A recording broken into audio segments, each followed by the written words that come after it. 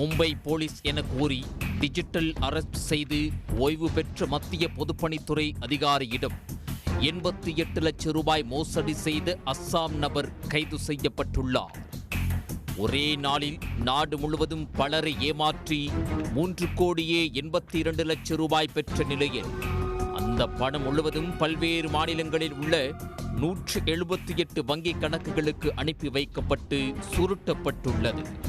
கைதானவர் மோசடி கும்பலுக்கு வங்கிக் கணக்கை கொடுத்து உதவியவரா? திருவான்மியூரைச் சேர்ந்த ஓய்வு பெற்ற மத்திய பொதுப்பணித்துறை அதிகாரிக்கு செப்டம்பர் 3ஆம் தேதி அடையாளம் தெரியாத நபர் ஒருவர் வாட்ஸ்அப் மூலம் அழைத்துள்ளார். மும்பை காவல்துறை என கூறி பேசிய மர்ம நபர் தங்கள் மீது கிரிமினல் வழக்கு பதிவு செய்யப்பட்டுள்ளது என்றும் கைது வாரண்ட் நிலுவையில் உள்ளதாகவும் கூறியுள்ளார்.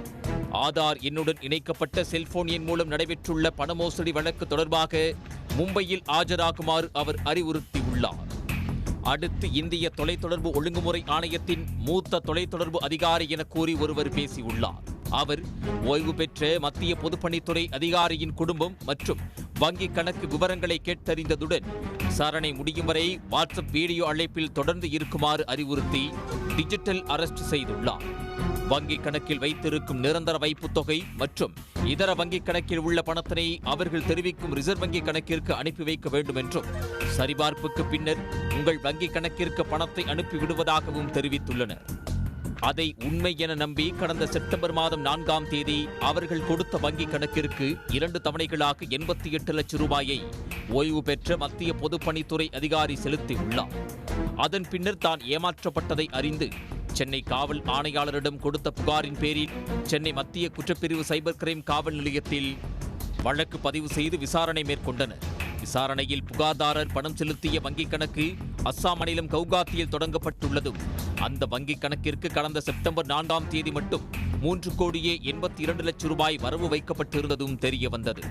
ஒரே நாளில் பலரிடம் மோசடியை அரங்கேற்றி அந்த வங்கிக் கணக்கில் பணம் வரவு வைக்கப்பட்டதும் தெரிய வந்துள்ளது.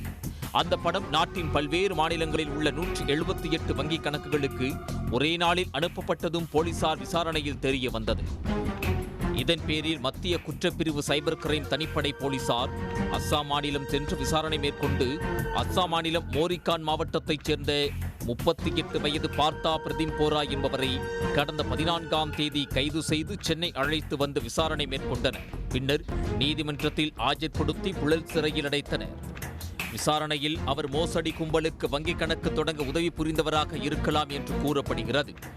ஓய்வு பெற்ற மத்திய பொதுப்பணித்துறை அதிகாரி போலவே பலரை டிஜிட்டல் அரெஸ்ட் செய்து பணத்தை பறித்த கும்பல் தலைமறைவாக உள்ள நிலையில் அவர்களை பிடிக்க போலீசார் தீவிரமாக ஈடுபட்டு வருகின்றனர்.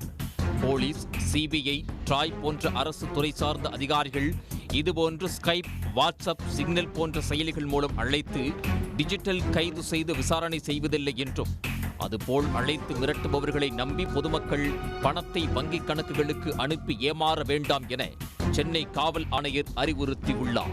உடனுக்குடன் செய்திகளை தெரிந்து கொள்ள சன் நியூஸ் பெல் ஐகானை கிளிக் பண்ணுங்க.